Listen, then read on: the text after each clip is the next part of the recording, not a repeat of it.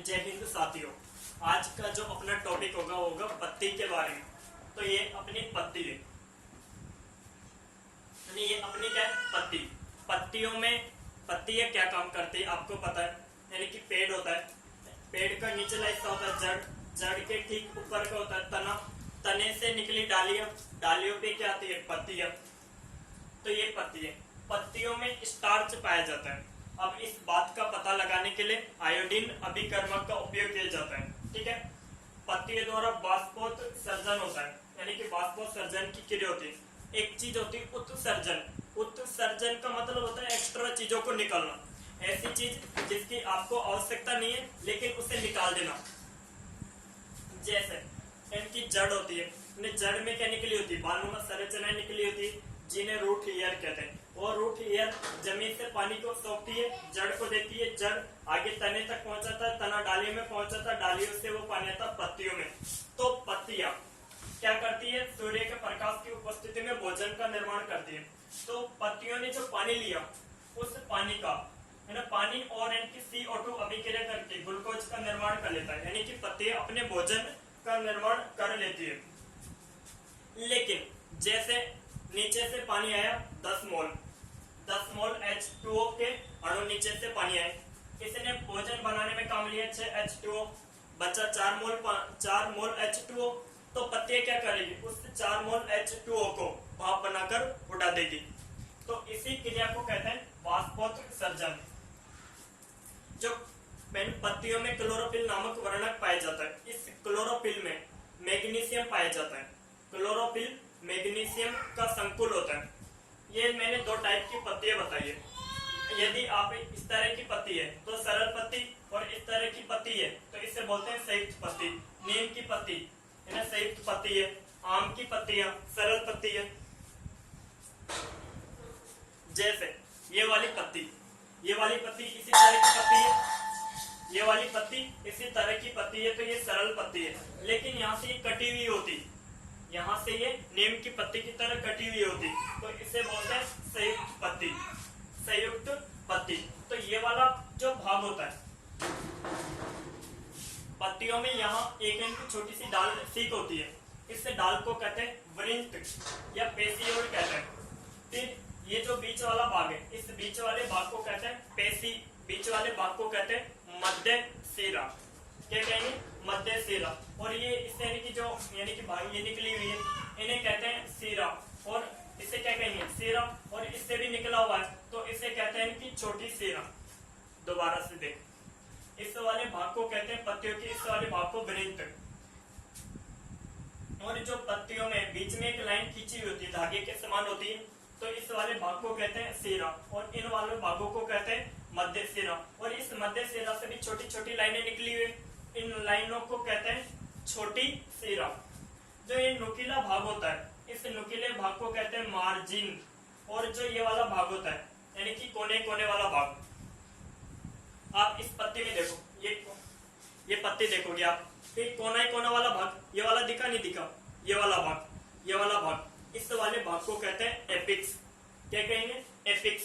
तो ये दोबारा इस पत्ती को देखो आप, तो ये वाला भाग है, ये वाला भाग, इस वाले भाग को कहते हैं वृंत या पेसियोल।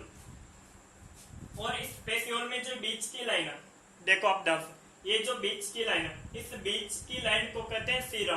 और इस आपको दिखेगी नहीं, यहाँ से बारीक बारीक लाइनें निकली हुई, इन्हें कहते हैं, बीच की लाइन को कहते हैं मध्य सिरा, और ये जो बारीक बारीक लाइनें निकली हुई इन्हें कहते हैं सिरा। और इन सिरा से भी छोटी छोटी लाइनें निकली रहती है, इन्हें कहते हैं छोटी सिरा। आप इसका चित्र बनाओ।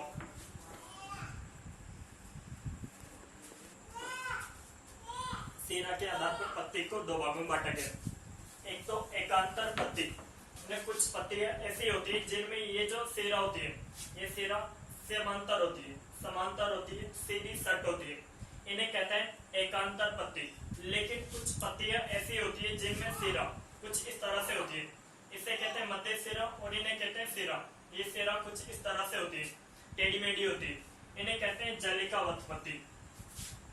अब एकांतर पत्ती किन पेड़ों में पाई जाती है और जलिकावत पत्ती किन पेड़ों में पाई जाती है?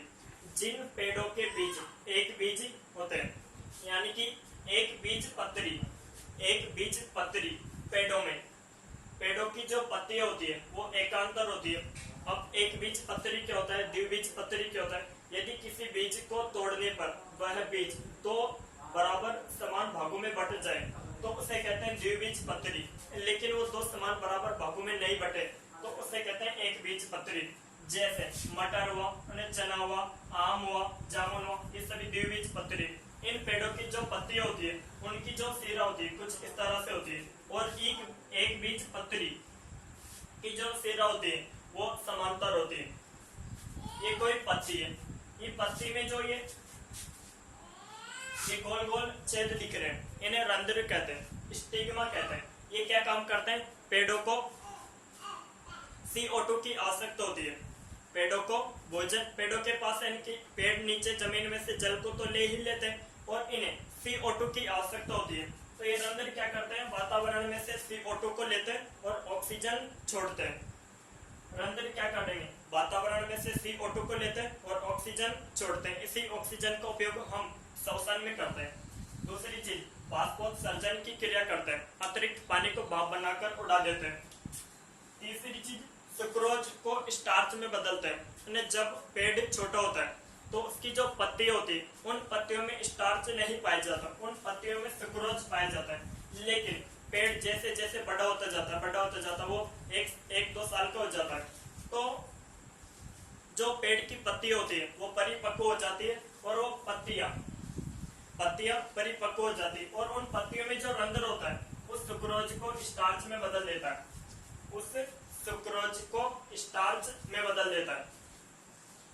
और मरुस्थल वगैरह, मरुस्थल में जो पेड़ पाए जाते हैं, मरुस्थल में पानी की बहुत कमी होती है तो जो पेड़ों में बाष्पोत्सर्जन का काम क्या है? ये जो पेड़ों की पत्ती है, ये पेड़ों की पत्ती पानी को भाप बनाकर उड़ा रही है। लेकिन मरुस्थल में जो पेड़ पाए जाते हैं वहां पर पानी की कमी होती है। अगर पत्तियां, वहां के पेड़ों में पत्तियां पाई जाएगी तो वो तो पानी को भाप बनाकर उड़ा देगी, तो पेड़ जीवित कैसे रहेगा? लेकिन वहां पे क्या होता है? वहां की पत्तियों को पानी नहीं मिल पाता है जिससे पत्तियां कांटे का रूप ले लेती है। यदि पत्तियों को जल की कमी होती है या पत्तियों को पर्याप्त रूप से जल नहीं मिल पाता है तो पत्तियां कांटे का रूप ले लेती है। किसका रूप ले लेती है? कांटे का रूप ले लेती है। यदि पत्तियों में नाइट्रोजन की कमी हो जाती है तो दो पत्तियां ऐसे आपस में चिपक जाती है। यदि पत्तियों में नाइट्रोजन की कमी हो जाती है तो दो पत्तियां आपस में चिपक जाती है।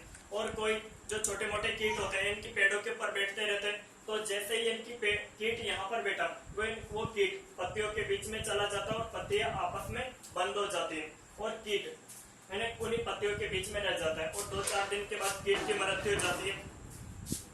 जब कीट सड़कर नष्ट हो जाता है तो कीट में क्या होता है? प्रोटीन पाई जाती है। प्रोटीन 20 एमिनो अम्लों से मिलकर बनी होती है। एमिनो अम्लों में नाइट्रोजन पाया जाता है। इस तरह से पत्तियां अपने नाइट्रोजन की कमी की पूर्ति कर लेती है। इसे पेंथेसस कहते हैं। ठीक है। कुछ पत्तियां इस तरह से आकार ले लेती हैं, इसे ट्रिंडल कहते हैं। कुछ पत्तियां अपना आकार कुछ इस तरह से बना लेती हैं, इसे ट्रिंडल कहते हैं। थैंक यू दोस्तों।